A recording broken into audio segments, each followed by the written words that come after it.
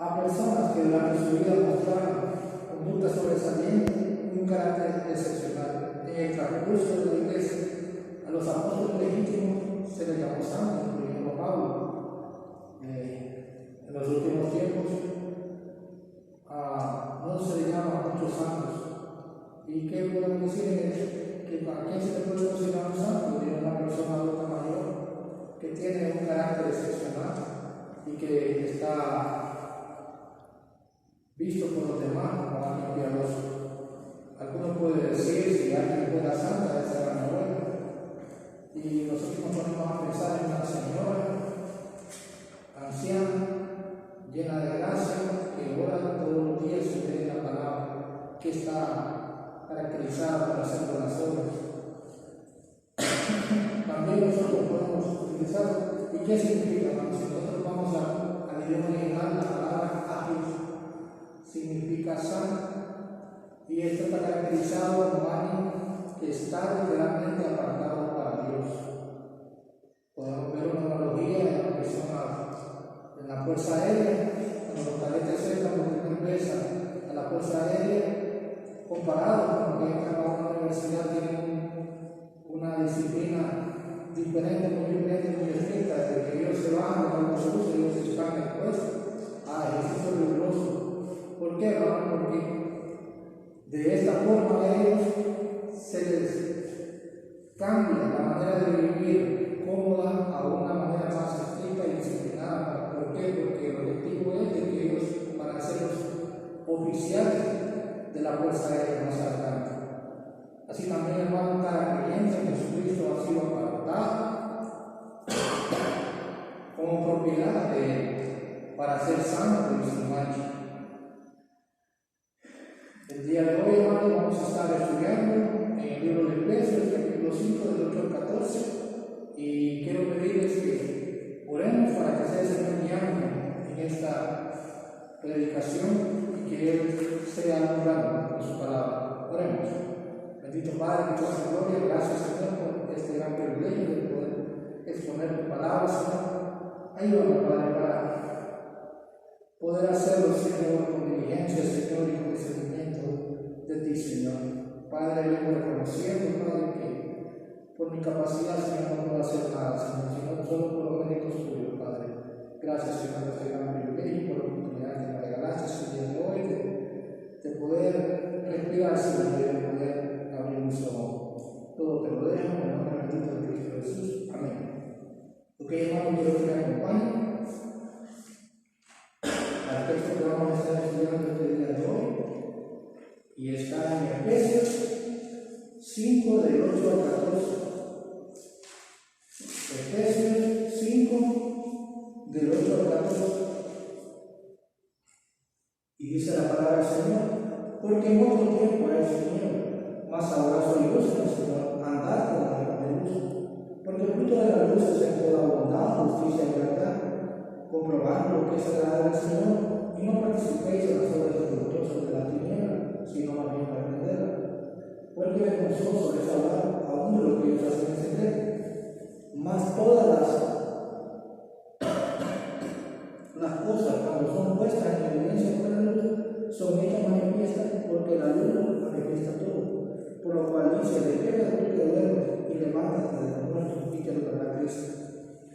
El día de hoy, hermano, nosotros vamos a hablar de los 5 mandatos a la iglesia para que permanezca en la luz, apartándose de las obras pecaminosas.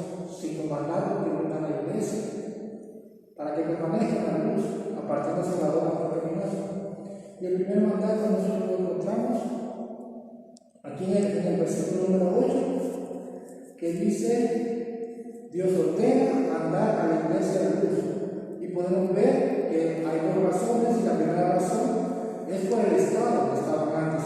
No, dice: porque en otro tiempo era tiniebla. Esta palabra tinieblas, hermano, da el sentido de escasez de luz, oscuridad y alguien que se vuelve ciego de pecado. Nosotros podemos ir a la palabra que escribe Pablo en 2 Corintios 4:4, que dice que el Dios de estos siglos se pone el entendimiento de los incrédulos, para que no le resplandeciese la luz del evangelio de Cristo.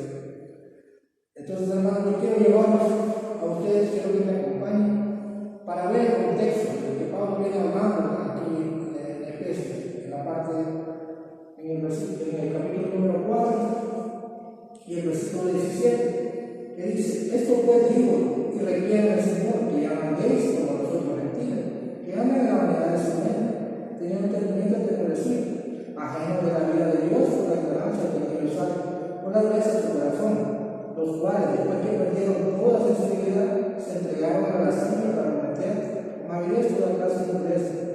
Mas vosotros no habéis aprendido así a Cristo, si en verdad le habéis visto y habéis sido por él enseñados, conforme a la verdad que está en Jesús. En cuanto a la pasada manera de vivir, despojado del viejo hombre, que está viciado conforme a los deseos engañosos. Y si podemos ver, hermanos, volviendo al capítulo 5, en el versículo 3 dice: pero fornicación y toda inmundicia o avaricia ni aún se nombra entre vosotros, como conviene a santos. El apóstol Pablo está dando una referencia a los efesios que ellos podrían ni siquiera mencionar lo que es fornicación, lo que es inmundicia, lo que es avaricia, porque ellos son santos en el Señor Jesucristo. ¿Y qué podemos ver nosotros de estas palabras, hermanos? Fornicación, inmundicia y avaricia. Fornicación, que es una palabra que se refiere a la conducta sexual de alguien que está fuera del matrimonio. Cualquier conducta sexual que una persona tiene y no es el matrimonio, eso significa fornicación. Y nosotros podemos encontrar en el texto original con la palabra porneia. Y esto es lo que significa: es no tener control de sí mismo y tener una conducta sexual inapropiada. También está el antónimo, la palabra opuesta a esta, que es estrategia. Y esta palabra significa dominio propio sexual. Sócrates, Platón, Aristóteles utilizaban esta palabra y la utilizaban y decían que era una palabra buena. Y ustedes pueden decir, pues, esta palabra, dominio propio sexual, es algo generalizado. Yo quisiera que me acompañaran, hermanos, a leer en Hechos 24. Aquí vamos a ver una disertación de Pablo. Dice aquí la palabra, Hechos 24, Hechos 24, versículo 25, dice: pero al disertar Pablo acerca de la justicia, del dominio propio y del juicio venidero, que él se espantó y dijo: ahora vete, pero cuando tenga oportunidad de iré. Aquí está Pablo frente a Félix, un hombre poderoso, ¿verdad? Y él está diciendo, le está hablando de la justicia, del dominio propio, y puede ser que por cierto, esto es algo generalizado, las cosas generalizadas, pero no. Félix estaba casado con Lucía en una relación adúltera. ¿Por qué? Porque Lucía era su amante y él se casó con ella. Entonces Pablo le dice a Félix, le comenta de quién, le dice Pablo a Félix: Félix, eres una ilustración viva a la relación de la justicia de Dios, lo cual recae en juicio venidero. También el apóstol Pablo había hablado antes a los corintios de eso. Y quiero que me acompañen también a leer en el libro de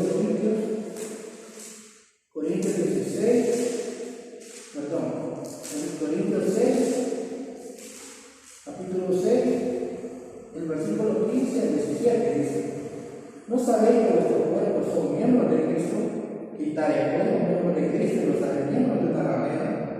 De ningún modo. ¿O no sabéis que el que se une con una ramera es un cuerpo con ella, porque dice: los dos son una sola carne?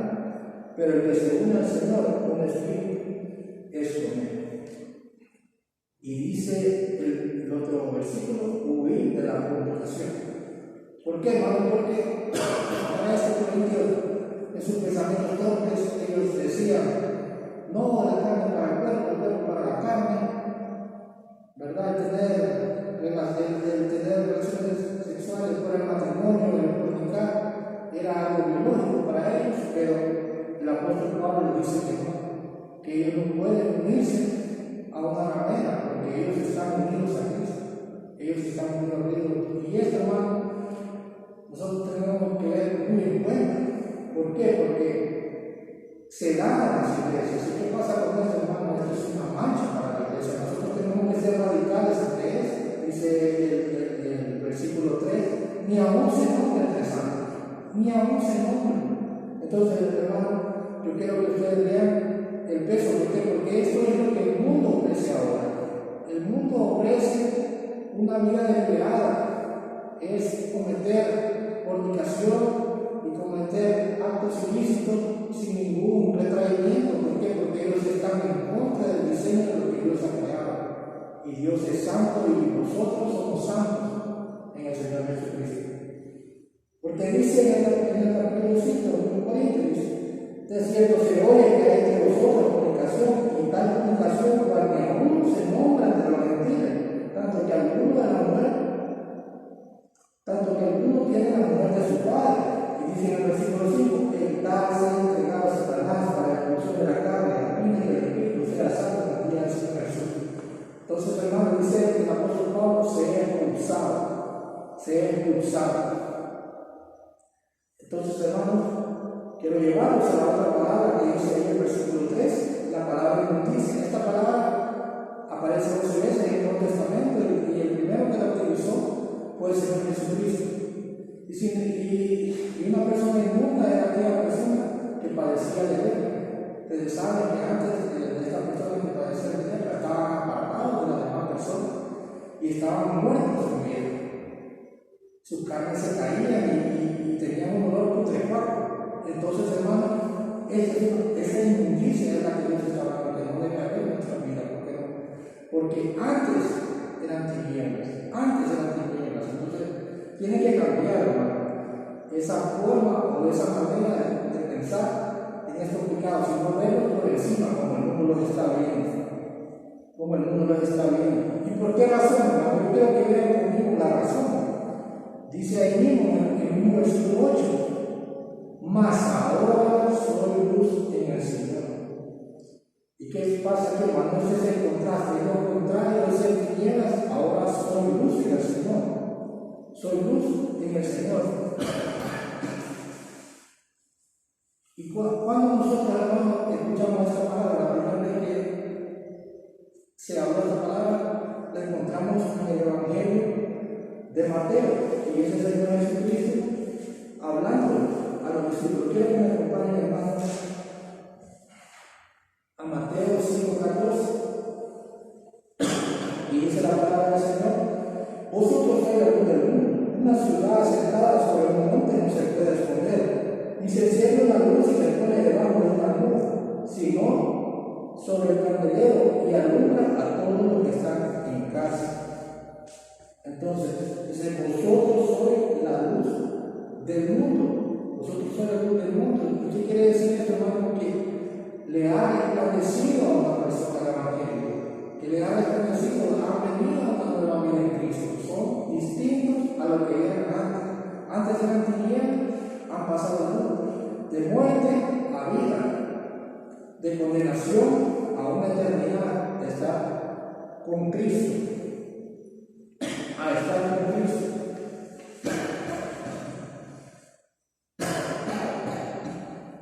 Y dice: la manera en que deben andar como hijos de luz. Dice ahí en el mismo versículo 8: andar como hijos de luz. Hermano, esta palabra de andar nos da la idea de nuestro comportamiento, nuestras conductas a los demás, nuestros testimonios a los demás, cómo nosotros debemos comportarnos a los demás. Debemos mostrar que en verdad la luz del Evangelio de Cristo ha llegado a nuestras vidas. Tenemos que mostrar que en verdad nosotros hemos sido pasados de muerte a vida en el Señor Jesucristo. El escritor Simon Kinsmaker dice: los cristianos viven en casa de líderes, están en exhibición. Su conducta, obras y palabras son evaluadas constantemente por los no cristianos que quieren ver si los cristianos realmente viven lo que profesan. Y eso es lo que pasa, hermano. ¿Cómo nosotros estamos actuando delante de nuestras amistades? ¿Cómo nosotros nos estamos comportando delante de nuestros amigos, de nuestra familia que no son creyentes?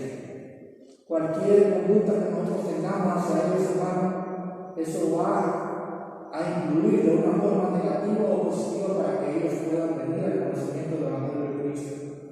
Dice